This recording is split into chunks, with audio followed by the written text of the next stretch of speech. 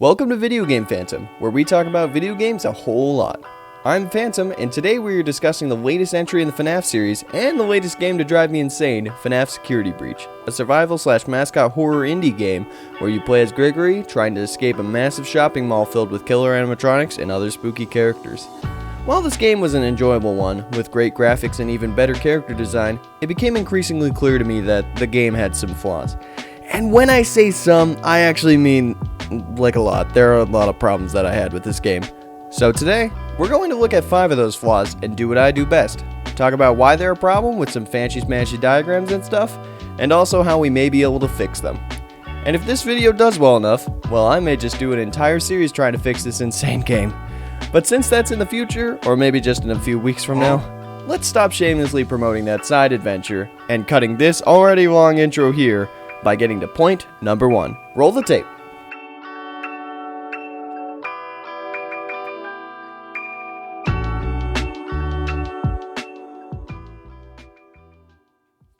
A save system is a great idea. Many games have them to keep up the tension in between certain segments, so there is a punishment for death.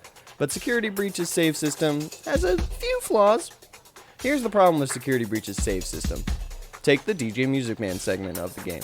Here you have to fix this robot head using a system within it. But the power went out, so now you have to go downstairs, reset the power. However, this also means that the DJ, who is massive, is completely free to roam around and come for the player, building an awesome sequence of events where you have to meticulously search for each of these fuse boxes around the arcade. It is an extremely neat set piece that is pretty difficult with all these annoying security bots, which we'll get into later, as well as Monty and Chica patrolling around to make our lives more difficult. At the end of it, we are told to go to the end of this insanely long hallway to flip the last switch. However, once we do, the gigantic Music Man pops his head out of the wall to come and chase us through this awesome little chase sequence. For most, you'll make it out without a scratch. For me, though, well... I got caught in between 2 arcade machines, because I was, admittedly, pretty terrified and wasn't able to rationally get through it. But it's a learning experience, right? I'll just respawn at the autosave where... Oh, right! Silly me, there is no autosave. In any other game, there would be an autosave in between stealth segments and the chase scene at the end. But in Security Breach, nope. Go back to the beginning because that's clearly good game design. Even if you don't have autosaves, you still go past the save station at the end here. But it doesn't work, because why would it? This is my issue. Clear breaks in the action or set pieces where you could save in between. There's no gameplay reason I can't save before the chase sequence either. Let me quickly explain. A gameplay reason for not being able to save comes in cases where a sequence is going on, and if you saved, it would break continuity, tension, or even challenge. For example, there's a gameplay reason in the very same segment, just with a different save station down by the elevator. If you were to save here, you would be breaking not only the tension of the Music Man part, but the challenge of it as well. Because if I died and have gotten 2 of the 3 fuses, I could save after each one, ruining the challenge of trying to get all 3, something that really shouldn't be done. But there is no reason not to give your player the ability to save here. After all, the 3 fuses have been flipped, and you are heading into the Music Man chase sequence. There is a clear break in the gameplay and tension, as you can't even die in this area with the save station, the one that I have the problem with. Other scenarios that I was personally affected by was in the minigame where you insert Roxy's eyes, and then you have to exit without dying to the Moon Man, but if you die, you restart all the way back to the god-awful mechanic minigame, which don't even get me started on. Do you want me to rant for 2 hours? This, however, is not the only problem with the save system. And I'm sure that's not even the first problem you thought of when it comes to the save system. Ladies and gentlemen, it's time for the segment you've all been waiting for. What the fuck were they thinking? Our topic for today's segment, 6 a.m. saving, or lack thereof. After 6 a.m. hits, you are given the option to say peace out to the plethora of problems within the Pizzaplex, or you can stay and get introduced to the most moronic mechanic of Security Breach. No saving after 6 a.m. This is a problem for a number of reasons. For one, without saving, that means that every time you die in this game, where death is a learning experience, you reset everything you just did. So that's not that big of a deal for those of you who haven't played the game. For those of you who have, however, it's an incredibly different story, isn't it? For 6 a.m., in order to get the true ending, i.e. killing Burntrap in the basement of Roxy Raceway, you have to kill both Chica and Monty in order to upgrade Freddy to get down into the basement. You will have to do one of the two before 6 a.m., and then the other you have to do completely saveless. And to just hammer this bullcrap into your skulls, here's what you have to do to complete both missions. For Chica, and here's for Monty. Comparatively, these diagrams are pretty much the same, forming this E shape of going to a place, returning with a certain item to progress the area. If you die, you have to reset from the beginning of the segment. At least that's how this was initially. They did eventually patch this terrible design decision, instead opting to make this trek around the Pizzaplex a bit easier. Instead of no saves after 6 a.m., there is now a save station in the atrium, at the center where every single area connects to. While this is a far better solution than no checkpoints, here's the biggest problem. Let's bring back up those diagrams. Here's all the places where you can save with this update. That seems pretty well done, except when you compare the segment's length and difficulty in between saving.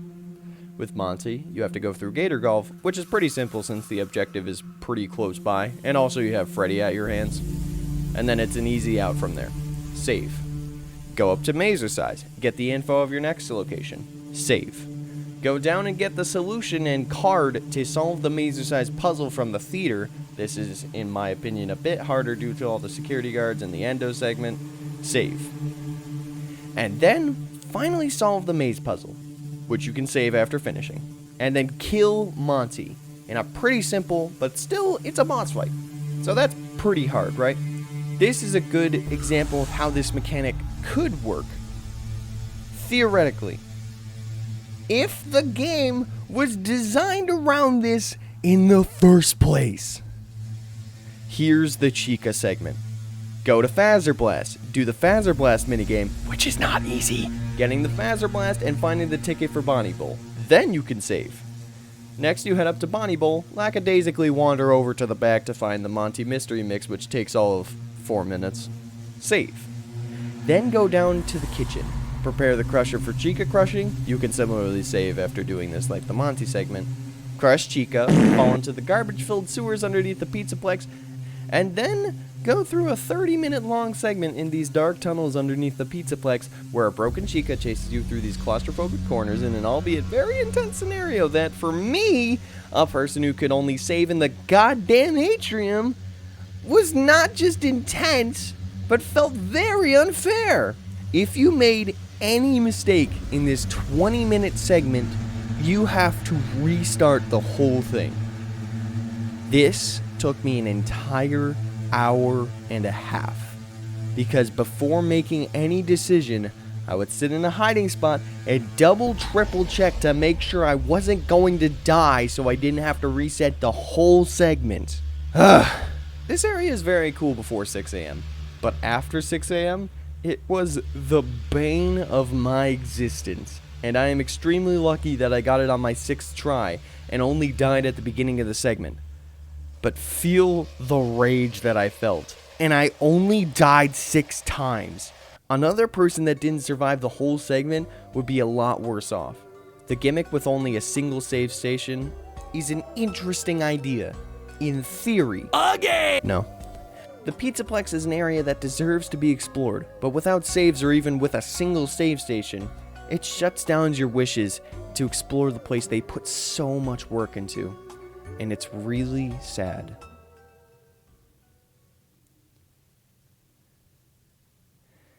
Mysteries can be told in many different ways, and over the years, FNAF has done a wonderful job giving us a ball of yarn and letting us untangle it. But that's not everything that they do.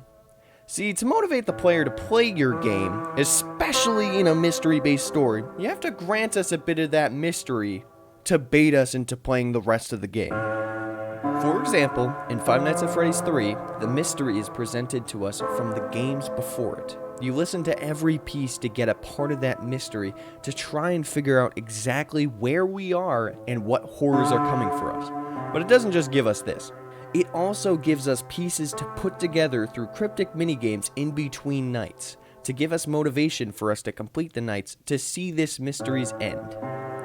How does Security Breach handle this? Well, its beginning is really good. Why is Gregory here? Why are the people chasing him? Who is this rabbit lady? This is a pretty good setup that takes maybe a little bit of time to get to, but still it's a very interesting part. Okay, then the next piece of the puzzle comes at hour 2, pretty close to the last piece with Vanessa kidnapping us and then Vanny hunting us down for the first time. Piece of the mystery to keep us going. So when's the next piece of mystery coming? Nope! You think there's more to this mystery than you get in a logical path? No! The next time you get even an allusion to the mystery at play is when Freddy asks if you want to leave. And both of them act as if you've been piecing together a large mystery the whole game. They mention Vanny's name, which they can only know if you go to Phaser Blast. So if you picked Monty Golf, like I did, they don't know Vanny's name. But even worse, they similarly speak on disappearances that have been happening, and you've been hearing about them throughout the entire game because there's no way a crucial piece of the lore to this game would be left unexplained and treated like it was being explained, right? Yeah, I don't even need to finish that joke. You already know there's nothing. There are 6 total endings, 3 of which don't add to the mystery. 2 act as if the mystery of Vanny was a pressing concern, as if she's appeared multiple times throughout the game. And the last has nothing to do with the mystery the game has been setting up, throwing an admittedly cool-looking tentacle Freddy in Springtrap aka Burn Trap aka William Afton aka How the f*** you still alive? And an ending that has nothing to do with the original mystery! Side note, I actually have no real problem with Burn Trap being alive or the Burn Trap ending. I just feel it has nothing to do with the originally set up mystery. That's all. The fact that Vanny makes no appearance in the canon ending of Security Breach makes me unbelievably angry, since Vanny is by far the scariest character in the game, but she only makes 3 appearances if you go for that ending of the game. If I were remaking this game, I would have Vanny be a stalker enemy variant like Mr. X in the Resident Evil 2 remake. Basically, a character that chases you around through an area and is a constant threat that you have to plan your movement around. Seeing as there's already a terrifying effect when she's nearby, and she isn't affected by hiding spots, she would be a terrifying force in this game that lacks strong motivation for a lot of the actions taken by Gregory. Which actually provides a good segue into my next point, that being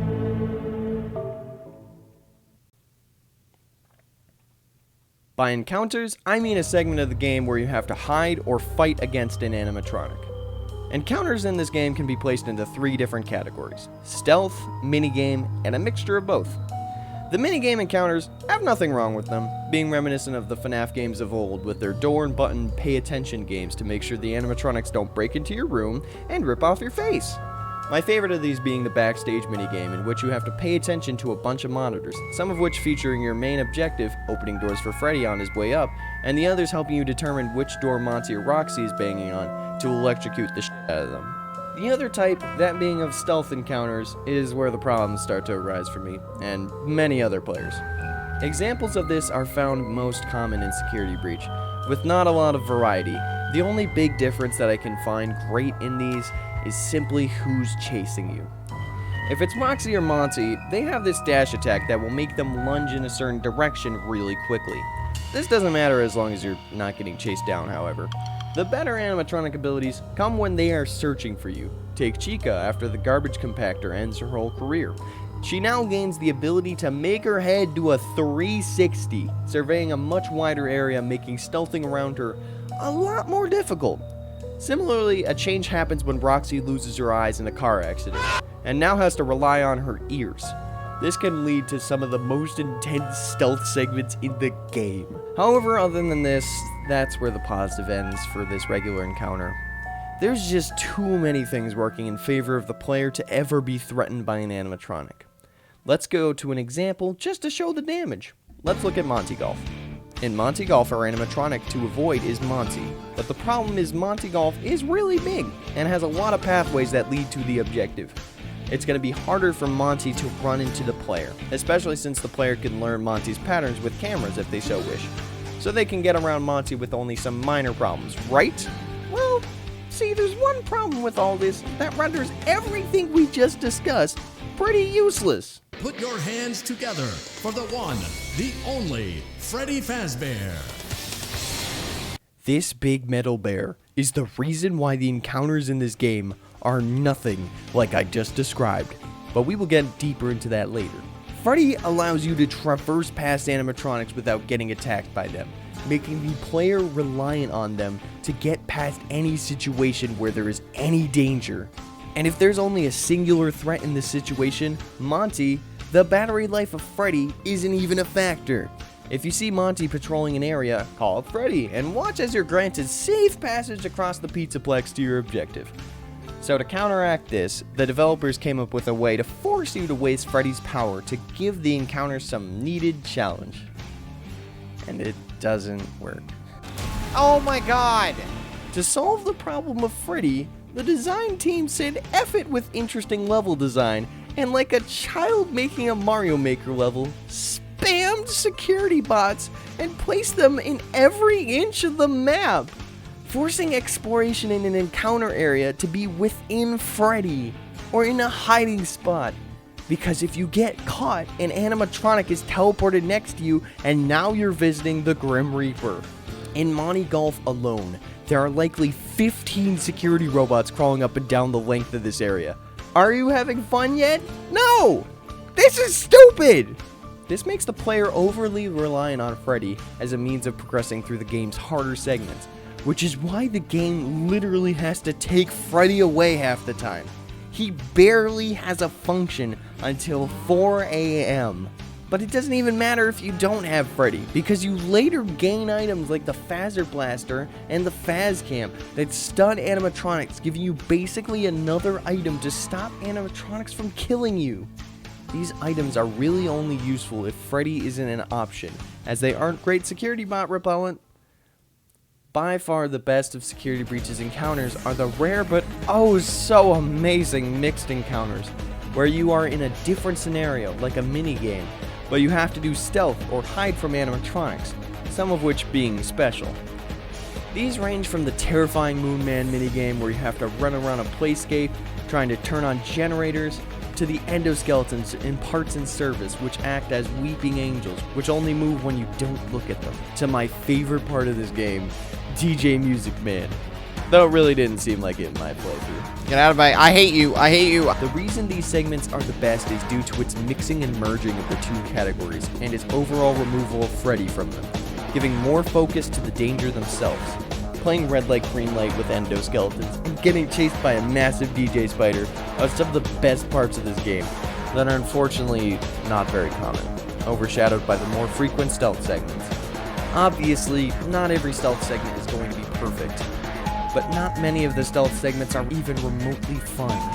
The only times where the game feels stressful but fair is when Freddy is removed and the security bots are burning in the darkest pit of hell. And not only that, but when there's a little bit of creativity in said encounter, whether in the environment, in the antagonist, or in the objective. Something that Security Breach certainly could use some more of. Diversity. But this all leads to my biggest problem with Security Breach as a whole.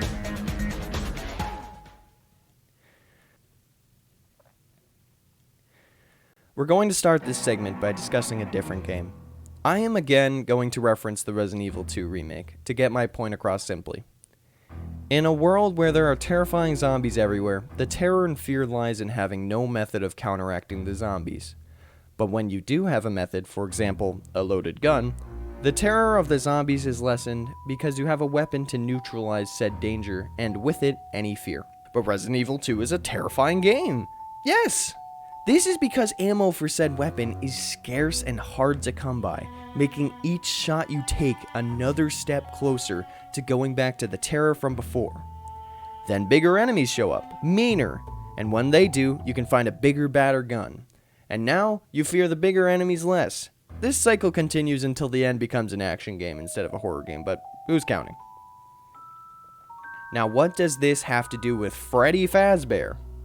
Well, imagine Freddy has that loaded gun, a way of neutralizing the terror, and the ammo for Freddy is his battery life and charging pods. The difference lies in this. In Resident Evil 2, if you overuse or waste your resources, there's a chance you can run out, which is why you pick and choose your battles. In Security Breach, however, there is no fear of running out of Freddy because each pod has infinite charge, so while Freddy may be able to run out, the resource keeping him in stock never runs out. Not only is this the case, but these pods are not that uncommon and can be found in many locations around the Pizzaplex. This allows the player to basically solve any problem by simply hopping inside of Freddy.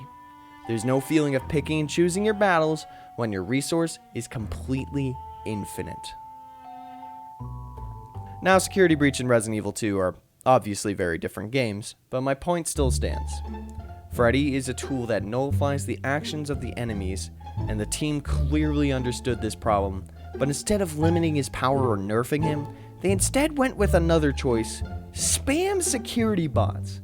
As I've already discussed, this basically forces the player to waste Freddy's power, because if you travel outside of him through a security bot infested area, it's almost impossible to navigate without getting attacked, and the game suffers from this. An area that might have had some interesting gameplay is now dragged to a halt because of the over-reliance on these two-wheeled terrors. If I were remaking this game, which, if this video does well, I may do, like the video, I would change Freddy's mechanics to either have a survival horror element to it, where there's only a certain amount of charge these pods have, or maybe you can find batteries around to charge our furry friend. One of my stronger ideas for how to fix him is that charging him actually costs real-world time, as the game heavily implies at the beginning of this game. Obviously not as harsh as like an hour, but maybe like 3 minutes per bar gone, totaling at 15 minutes if completely out of power. The player is rewarded for being conscious of Freddy's power, but not abusing his superpower in every encounter. He'd still be completely broken, but hey, it's not a perfect solution either. And that's why this game is so disappointing at times. You can point at the building blocks for a great game everywhere in this game. Vanny's encounters, the text implying that Freddy takes time to charge, and the overall design of the Pizzaplex itself. There was a phenomenal game in here, but it is long gone. If you want to see me struggle to dust off those building blocks and attempt my hand at fixing this mess of a game, show some support by liking this video and leaving a comment. And if this video does well, I'm planning on doing a 5-part series remaking Security Breach from the ground up. We'll fix the horror, the level design, even this stupid guy and his god-awful mechanics. But I need to know if that effort is worth it in the long run before I commit to it. So let me know in the comments below. But before that, we gotta talk about what I liked about this game. So I'll see you next week when we look at the 5 things I loved about Security Breach. Let me tell you, that was a lot harder. But until then, I'm Videogamephantom, and that was a video you just finished. I'd like to thank you all for watching. This is my first scripted video on the channel, and I hope it does well. I've been wanting to shift my channel's direction for the past few months, and every time I ran out of time due to this channel occupying it with video content. So now I'd like to try something different on the channel and hopefully build up a new method of content that I hope you guys enjoy. My 5 biggest problems and 5 things I loved. I really hope you enjoy it, and I really hope to make more videos for you guys. Like, this is what I love doing. So thank you guys for watching. Hope you guys enjoy this new video, and if this doesn't go over well, then I guess scripted videos are out the window. Probably not, and I'll still do more, but you know, I wanna do something different with the channel. Thank you guys, have a great day.